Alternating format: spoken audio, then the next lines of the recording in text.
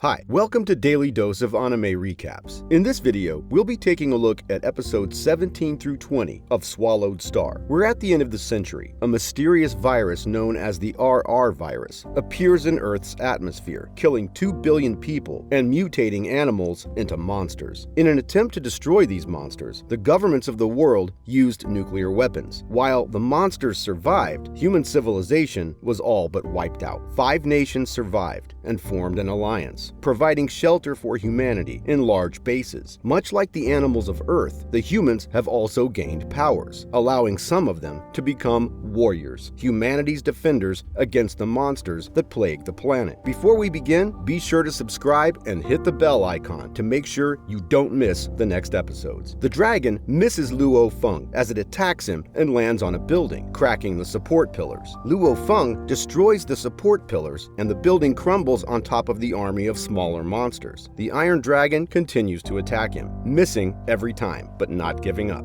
He decides the only way to get away without it following him is to fly into the clouds. Luo Feng foolishly forgets that the skies over City 003 are full of monsters, and he's attacked by 5 flying eagle monsters. They pursue him, and he flies down quickly, timing it just right, so as the Iron Dragon pounces, it misses him and takes out the flying monsters behind him. The Iron Dragon continues to pursue him, and as he runs through the buildings, he finds out the hard way that he cannot take cover in them because the Iron Dragon just plows through. Luo Feng decides to use the subway tunnels under the city to escape, as the Iron Dragon can't fit through them. We then cut to the 2 gods of war discussing the mysterious master who stole the egg, and say that whoever it is must be as strong as a god of war. Luo Feng makes it safely out of the tunnel, but ends up coming out of it right where the Polonus clan and Huya squad are hanging out. They prepare to attack him, and he asks the Polonus clan to stay out of it, as his grudge has never been with them. The young master of the Polonus clan says when Luo Feng fought with him earlier, he had embarrassed him, and that is unforgivable. He admits that he loves collecting the skulls of young gifted warriors, such as Luo Feng, because he hates people who are better than him. Lu also deduces that Luo Feng stole treasure from the dragon while it fought the gods of war. Luo Feng admits that it is a dragon's egg, and the captain of the Huya squad says they should kill him and split it. Luo Feng throws the dragon's egg in the air as he attacks Lu, and the Huya squad catches it, but Charon impales him with a blade to take the egg for himself. Lu uses his flying blades hidden in the bag to then kill Charon as he opens it. Lu begins to pummel Luo Feng. Luo Feng thinks he has the drop on him when he uses his flying knives, but Lu catches them from the air. As he's distracted by the knives he caught, Luo Feng uses the knives he had attacked with earlier to kill him, revealing himself to be a spirit master. He tells the young master of the Polonus clan that he'll spare him, since he never actually attacked him, but the young master flies into a rage, saying he's the genius, not Luo Feng, and he attacks. Luo Feng easily cuts his leg with a flying blade and leaves, warning him that monsters will have heard the battle and they'll be coming. As he leaves, a lion monster appears behind the young master. The head of the Polonus clan gets a notification that the bodyguards of his son are dying and frantically orders someone to get a god of war nearby to go help. But as far as the man searching can tell, there are none. He says he can't search the Palace of Gods database without clearance, and a blonde woman in Polonus clan armor, the young master of the Polonus clan's mother, rushes in and gives him authorization. Meanwhile, we see Luo Feng running, thinking about how he has no proof he killed the other warriors in self-defense, rather than in cold blood. The 2 gods of war who were hunting the dragons meet the head of the Polonus clan and his wife. They say that while their son was killed by the monsters, the other warriors were killed by a spirit master. They run forensics on the area and determine that it's a spirit master as powerful as a god of war, who intentionally hides their strength and so is a lower level. Vanina Polonus, the young master's mother, declares a reward of $100 billion to whomever can lead them to the killer, in hopes that he will tell his family and friends, and one of them will turn him in. News spreads of the reward as various members marvel at how much is being offered. Meanwhile, Luo Feng is patching his wounds inside a building in City 003 while a storm rages. He has nightmares of the Polonus clan members he killed. He wakes up and receives a call from Captain Gao Feng, asking where he is and what's taking so long getting back. Initially suspicious of his motives, Luo Feng gets nervous, but Captain Gao Feng sets him at ease, reminding him that the members of Firehammer team are his brothers. He calls Zhu Xin and tells her that he's on a mission alone, and he's depressed. They make small talk talk about her school, and he thinks to himself that if he is accused of murder, he probably won't get to talk to her like this anymore. He practices his 9 thundering saber skills on a herd of buffalo monsters and finds that he's improved greatly. He heads home the next day and enacts a 4-step plan. Step 1, tell no one about what happened. Step 2, upgrade his warrior status so as not to look suspicious for staying the same level, as well as collect the senior warrior bonus. Step 3, buy volume 4 of the 9 thundering sabers to get stronger. Step 5, find a way to give the Iron Dragon egg to an institute without revealing himself as the one giving it. He makes a deal through the black market to have someone else deliver it, and as he leaves, his brother watches him zip the egg in the bag and gets a text from his girlfriend's parents asking him to leave their daughter. Luo Feng arrives in the largest city in the nation to drop off the egg when his mother calls him saying to come home as something has happened to his brother. We see the doctor tell Luo Feng's parents that his brother will survive, and they explain to Luo Feng that he wheeled himself into the pond in the park. Xingkong happened to have been doing exercises in the park and saved him. He decides that he must find a way to earn enough money to buy the water of life to fix his brother's legs. He meets up with an agent at a hotel and decides to reveal as little as possible. The agent scans the egg and determines it is alive and is excited as his buyer needs living embryos for his RR virus research. The agent transfers 5 billion to Luo Feng's account and remarks that Luo Feng has the highest international security on his account. The agent promises to keep their deal a secret. As Luo Feng returns, a girl asks if he is Luo Feng and explains that she is his brother's ex-girlfriend. She gives him a letter to pass on to his brother. His brother begins to say that he should never love anyone because he's disabled and that he's giving up. Luo Feng smacks him out of the chair and calls him a coward, then hugs him and hands him the letter. His girlfriend writes in the letter that she is not giving up on their relationship and hopes he won't either. He tells his brother about the water of life and shows him his bank account, promising to get him the water of life so he'll be able to walk again. Meanwhile, one of the Polonus clan's employees shows them 26 suspects, stating the various motives, one of them being a grudge against the Huya Squad. Vanina reminds her husband that Huya Squad had been attacked by someone before their son was killed. She also notes that if he had been plotting the assassination for a long time, he likely would not have been wearing a communications watch, and so wouldn't be on the suspect list at all. The head of the Polonus clan orders his men to check the list one by one, as well as to expand the search to anyone who would possibly have a motive. We then see Luo Feng training, and Wu is amazed at how far he's come in such a short time. Luo Feng thinks to himself that he has fought on equal grounds with Wu without using his spirit energy, and that with it, he could probably take on a god of war. After he leaves, Wu makes a call to request a special trainer for Luo Feng. As he has so much potential, he needs a special trainer to hone it. We then cut to Luo Feng talking about the ARC program, an attempt for mankind to find other hospitable planets in the universe, but the ARCs were destroyed by monsters before the program could even launch. We see Martial Club Commissioner Lu Yang meet up with Martial Club President Zhao. They begin to discuss Luo Feng's progress. We then see Luo Feng meet up with the rest of the Firehammer team. They explain to him that every year the Martial Club sends 2 to 3 particularly talented warriors in for special training, and that he qualifies for it. He is initially excited, but the rest of the team worries that with Xingkong gone, if Luo Feng is also gone, they'll not be able to make it as a team. The rest of the team decides that if he leaves, they will have to retire. He is now faced with a tough decision, as the training would definitely be good for him, but his departure would be bad for the team. He gets a message as he's thinking. The entire team gets a message for an emergency rescue in City 023. As they suit up, Commissioner Lu Yang and President Zhao talk with Wu about Luo Feng, deciding that at the level he's at, he needs the highest level of training. They then receive a notification that the Wang family has demanded they give a highly qualified candidate to them. They will tell the media that the club reserves places for well-connected people. The commissioner decides to fly out to the wilderness to bring Luo Feng in from his mission to give to the Wang family. Meanwhile, Firehammer team is struggling to keep up with Luo Feng. He tells them just to focus on getting to the people in need of rescue while he clears the way of monsters. They note that Luo Feng's bodily movements are almost at the highest level, but soon become surrounded by a horde of monsters, led by a giant rock bear monster. Luo Feng unleashes the 9 thundering saber level 3 on it and knocks it back, as well as several smaller monsters, but it gets back up. The commissioner orders his pilot to drop him off, saying he'll take care of things as fast as he can. can and get Luo Feng. As he drops from the plane, all of the smaller monsters leap for him, and he kills them all in a single attack, stunning everyone, including Luo Feng. The commissioner then dispatches the giant rock bear in another attack, completely dismantling it in an instant. Luo Feng wonders if he is a god of war, and the remaining monsters flee in fear. The pilot confirms that the commissioner is indeed a god of war, and Luo Feng says that he's legendary, and he heard of him a long time ago. He asks Luo Feng to go back with him for a better position, but Luo Feng begins to worry about the fate of Firehammer Team. Captain Gao Feng tells him that he can't stay on Firehammer Team forever, as he has bigger and better things ahead of him, and they begin to have flashbacks to all of the adventures the team has had together. Back at headquarters, Luo Feng is informed that he's not just going for special training, but for an even rarer training, where only one person is selected from each base city every 5 years, and every instructor is at least a god of war. He's told that Hong and Thunder, the top two most powerful men on Earth, will be instructors as well. There will also be treasures from the old civilization before Earth's nations fell. This training camp is called Elite Training Camp.